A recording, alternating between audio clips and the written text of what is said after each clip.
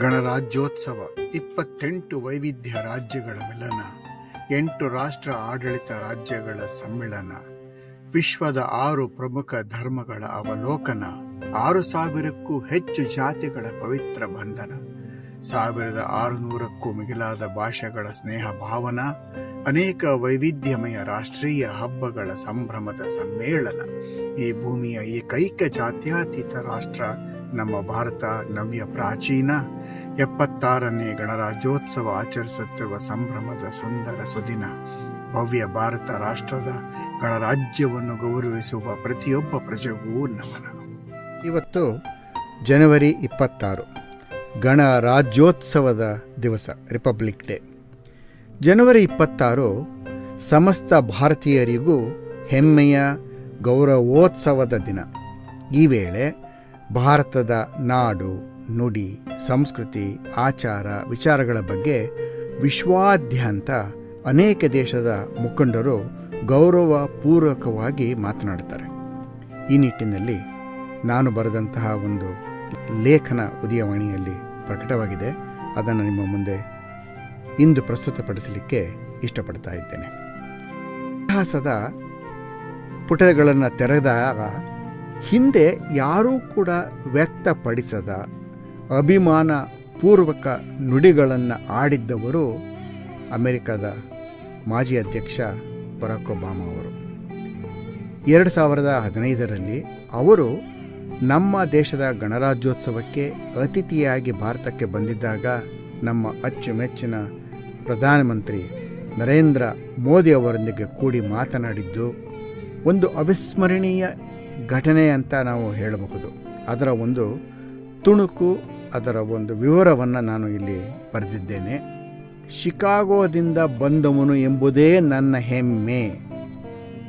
ಇದು ಒಂದು ತಲೆಬರಹ ನನ್ನ ಲೇಖನದ್ದು. ಲೇಖನ ಈ ರೀತಿ ಇದೆ: ಭಾರತದ ಈ ಭೇಟಿ ಅವಿಸ್ಮರಣೀಯ. ಇದು ಬರಾಕ್ ಒಬಾಮಾ ಅವರು ಹೇಳಿದ್ದು. ಇದಕ್ಕಾಗಿ ಧನ್ಯವಾದಗಳು. ಗಣರಾಜ್ಯೋತ್ಸವದಲ್ಲಿ ಭಾರತೀಯರೊಂದಿಗೆ ಭಾಗವಹಿಸುತ್ತಿರುವ ಮೊದಲ ಅಮೆರಿಕನ್ ಅಧ್ಯಕ್ಷ ಎಂಬ ಗೌರವ ನನ್ನದಾಗಿದೆ. ಭಾರತದ ಪ್ರಧಾನಿ ಮತ್ತು ಅಮೆರಿಕದ ಅಧ್ಯಕ್ಷರು ಒಟ್ಟಾಗಿ ಮಾತನಾಡಿ ರೇಡಿಯೋ ಮೂಲಕ ಪ್ರಸಾರವಾಗುತ್ತಿರುವ ಮೊದಲ ಭಾಷಣ ಇದಾಗಿದೆ. ಅಂದರೆ ನಾವು ಅತ್ಯಂತ ಕಡಿಮೆ ಅವಧಿಯಲ್ಲಿ ಒಂದು ದೊಡ್ಡ ಇತಿಹಾಸವನ್ನೇ ಸೃಷ್ಟಿಸಿಬಿಟ್ಟಿದ್ದೇವೆ. ಈ ಮಹಾನ್ ರಾಷ್ಟ್ರಾದ್ಯಂತ ಆಲಿಸುತ್ತಿರುವ ಭಾರತೀಯರಿಗೆ ನಿಮ್ಮೊಂದಿಗೆ ನೇರವಾಗಿ ಮಾತನಾಡಲು ಸಾಧ್ಯವಾಗಿರುವುದು ಒಂದು ಅದ್ಭುತ ಮತ್ತು ಅವಿಸ್ಮರಣೀಯ ಘಟನೆಯಾಗಿದೆ. ಭಾರತ ಮತ್ತು ಯುನೈಟೆಡ್ ಸ್ಟೇಟ್ಸ್ ಆಫ್ ಅಮೆರಿಕ ನಡುವೆ ಇರುವ ಸಮಾನತೆಯ ದೃಷ್ಟಿಕೋನದಲ್ಲಿ ಸ್ವಾಭಾವಿಕವಾಗಿಯೇ ನಾವು ಪಾಲುದಾರರಾಗಿದ್ದೇವೆ. ನಾವು ವಿಶ್ವದ 2 ಮಹಾನ್ ಪ್ರಜಾಪ್ರಭುತ್ವ ರಾಷ್ಟ್ರಗಳು. ನವೀನತೆ, ಆರ್ಥಿಕತೆ ಮತ್ತು ಮಾನವೀಯತೆಯನ್ನು ಸಬಲೀಕರಣಗೊಳಿಸಲು ಮೀಸಲಾಗಿರುವ 2 ವೈವಿಧ್ಯಮಯ ಸಮಾಜಗಳು. ಲಕ್ಷಾಂತರ ಭಾರತೀಯ ಅಮೆರಿಕನ್ನರು ಭಾರತದ ಪರಂಪರೆ, ಸಂಸ್ಕೃತಿ ಮತ್ತು ಸಂಪ್ರದಾಯಗಳನ್ನು ಅಮೆರಿಕಾದಲ್ಲೂ ಪರಿಪಾಲಿಸುತ್ತಿರುವುದರಿಂದ ನಮ್ಮ ಅನುಬಂಧ ಗಾಢವಾಗಿದೆ. ಈ 2 ದೇಶಗಳ ನಡುವಿನ ಸಂಬಂಧವನ್ನು ಬಲಪಡಿಸಲು ಶ್ರಮಿಸುತ್ತಿರುವ ಪ್ರಧಾನಿಯವರನ್ನು ನಾನು ಬಹಳ ಪ್ರಶಂಸೆ ಮಾಡುತ್ತೇನೆ.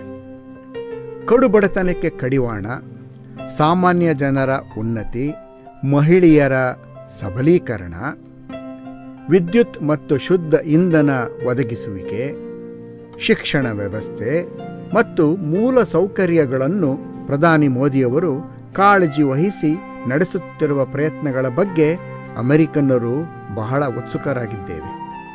ಅಲ್ಲದೆ ಇದರಲ್ಲಿ ಪಾಲುದಾರರಾಗಲು ನಾವು ಬಯಸುತ್ತೇವೆ. ಯಾಕೆಂದರೆ ನಮ್ಮ ಯುವ ಜನಾಂಗಕ್ಕೆ ಅತ್ಯುನ್ನತ ಶಿಕ್ಷಣ, ಉತ್ತಮ ಶಿಕ್ಷಣ, ಪ್ರಜೆಗಳಲ್ಲಿ ಜನಸಾಮಾನ್ಯತೆ, ನ್ಯಾಯಯುತ ವೇತನ, ಉದ್ಯೋಗ ಭದ್ರತೆ ಮತ್ತು ಆಹಾರ ಆರೋಗ್ಯ ಸಂರಕ್ಷಣೆಯಲ್ಲಿ ಇಲ್ಲಿ ಪ್ರಚಾರ ಮಾಡುತ್ತಿರುವ ಅನೇಕ ಪ್ರಯತ್ನಗಳು ನಮ್ಮದಾಗಿದೆ. ಈ ಎಲ್ಲ ಸಮಸ್ಯೆಗಳಲ್ಲಿ ಬಹಳ ಸಾಮಾನ್ಯತೆ ಇದೆ ಎಂದು ನಾನು ಭಾವಿಸುತ್ತೇನೆ.